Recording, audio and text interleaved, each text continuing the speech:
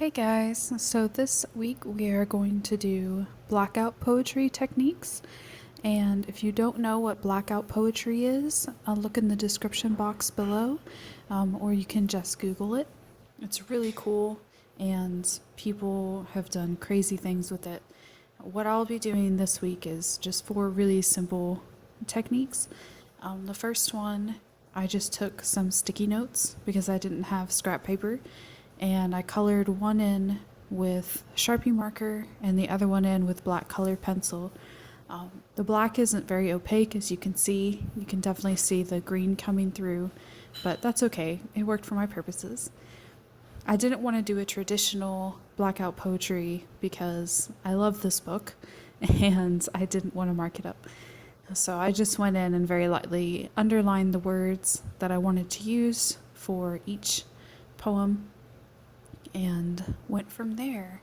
And in the first one, you're just going to choose your words and you'll write them on the scrap paper however you see fit.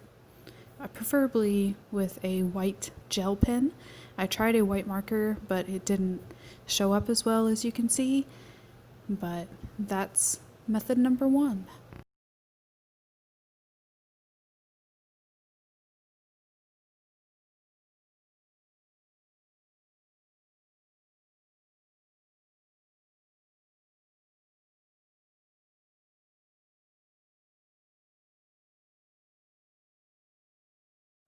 The great thing about this kind of poetry is that it doesn't have to be perfect. It just matters what it meant to you in that moment. And so don't worry about if it doesn't make sense to anybody else.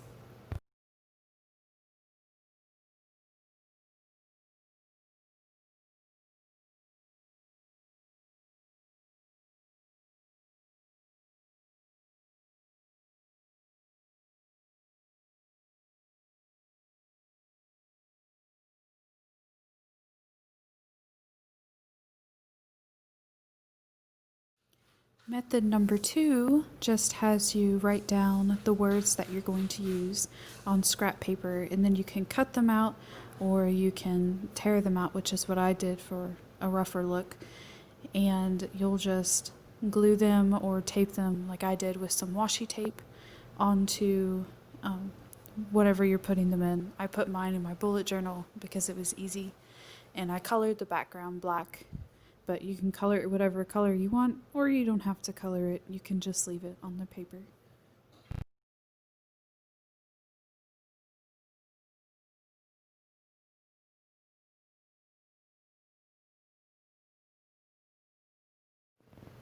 Your summer reading code for this video is Zen.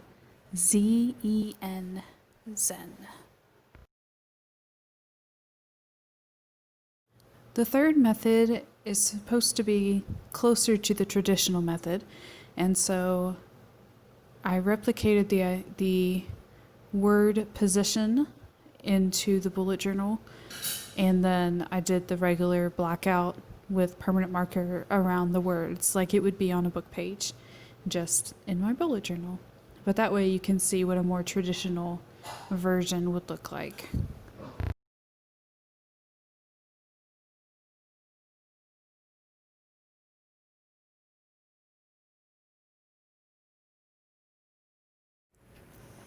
It looks like an E.E. Cummings poem or a ransom note, whichever you're going with that day.